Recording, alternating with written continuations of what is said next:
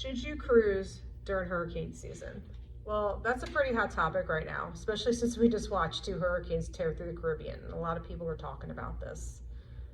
Hi, my name is Nancy. I'm with the Cruisaholics YouTube channel, and I'm here to tell you why you should or should not cruise during hurricane season. But first, I'd like to tell you a little bit about myself. For years, I've been watching other YouTubers and vloggers make videos and make content.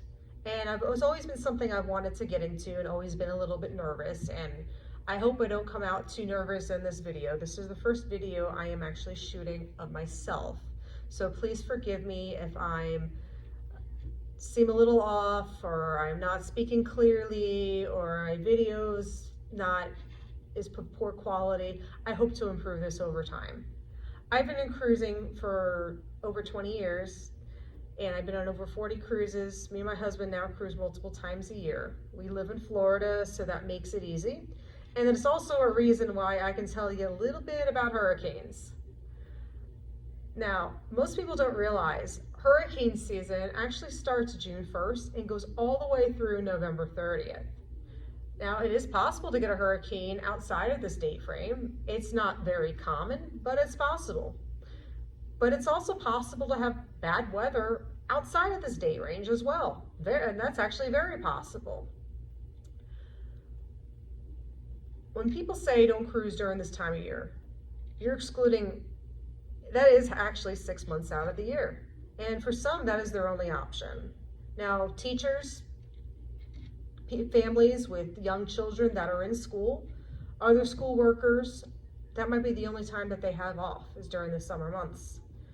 Also, if any of you live in Florida, you know that that's our season is during the off hurricane season. That's when everybody is here. That is when we are busy. And that is when you might not be able to take off work, or it would be not financially advantageous to you. Like if you're a server, you're gonna make all your tips during the winter months, not the summer months. So you're gonna want to take that vacation in the summer. Now, what happens if you book a cruise and there's a hurricane out there? Well, the answer is not cut and dry, and it can vary depending on the storm, where it's going, when it's supposed to hit. They usually have several options. Canceling a cruise is usually not something they aim to do. And it is very costly to the cruise companies. They don't want to do that. So if they have options, they are going to explore those first. Generally, a cruise will sail as long as the ports are open and there's no storm coming at the port at the day it's supposed to turn around. And when I say turnaround day, I'm talking about the previous cruise ending and the new cruise starting with a whole new set of passengers. As long as it's not coming into port that day, your cruise is going to go. Now, what if it is coming to port that day? Well, the current cruise may be extended until they can get back safely. But that means the next cruise is probably going to be shortened. What if there's a hurricane going at your designated itinerary, the islands that you're scheduled to go to?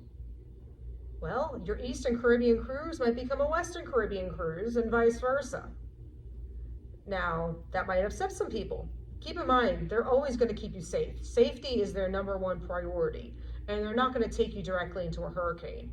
I would much rather have an itinerary change than go right into a hurricane on a ship.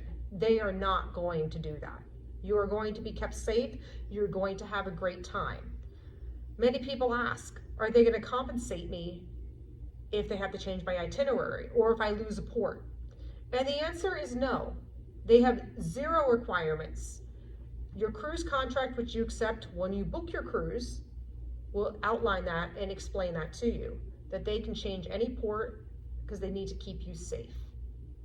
Now, if you booked excursions at that port, yes, of course you're going to get those refunded, and they will also refund port fees as well if you do miss a port. So as long as you're still getting your cruise experience and it's the same number of nights that you booked, then I would just go with the flow. Enjoy. Don't complain about it, just enjoy. One reason why maybe you don't want to book during the winter months is a lot of people, especially I see this mostly with new cruisers or a lot of people that live in Florida because it's easy just for them to get away during the weekend, is the Bahamas cruises.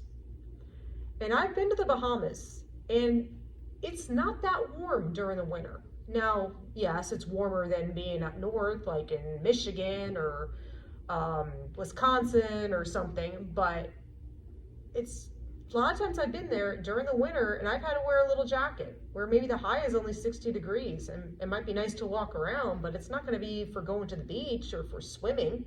So you might want to reserve Bahamas cruises more towards the summer.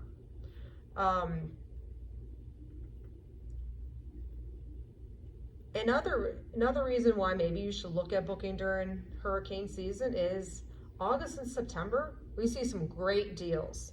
Did I mention I'm also a travel agent? I'll tell you a little bit more about that later, but I definitely can see the pricing at different times of the year, and this hurricane season is going to give you the best rates. Now, another question I get a lot is from people who have to fly into their port because they live from another state and they don't want to make the long drive into Florida. What happens to their airfare if their cruise gets canceled due to a storm or it gets delayed, the dates are shifted? What happens to their air? Who picks up the tab? Well, if you book your flight through the cruise line, in most cases they should accommodate you and either give you an adjustment or a refund on the air. If your cruise is going out late and you can't get your air changed, you're probably going to be on your own for a hotel room.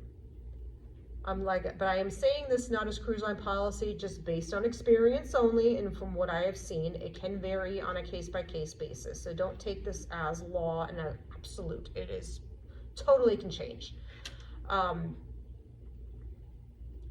But if you're a lot of people do book their independent air. They're using their points that they got on their credit card to book their flights, and that's totally fine. And a lot of times those points are refundable. But if you just booked it on your own, sometimes I have seen the cruise line compensate a little, but it's usually not the full fare. They usually will give you a change fee or something like that. You have to submit your paperwork to them. My biggest advice I can give for this situation or for any trip that you're taking, always get travel insurance. That will help get back a lot of these costs that might not be refundable. And if you did have to book that extra hotel night, that would also be reimbursed as well. I actually had this situation several years ago. Wasn't a hurricane. It was actually a transatlantic cruise leaving from Southampton. So you know it was not a hurricane. And it was early November, but there were some storms going on the previous cruise and they got back to Southampton 3 days late. I had to pay for a hotel for 3 days in London. The cruise line, they only compensated me $200. And if you've ever stayed in London, that would barely compensate you for one night in a lower end hotel. But I did file a claim with my travel insurance and I was able to get the rest of it reimbursed. If you travel a lot, look into an annual policy because that is something that's going to save you a lot of money and it's going to be very helpful. You might think it's a little added expense right now. Oh, I'm not going to need it. Well, guess what? It's every time I have somebody that needs it, they don't have it.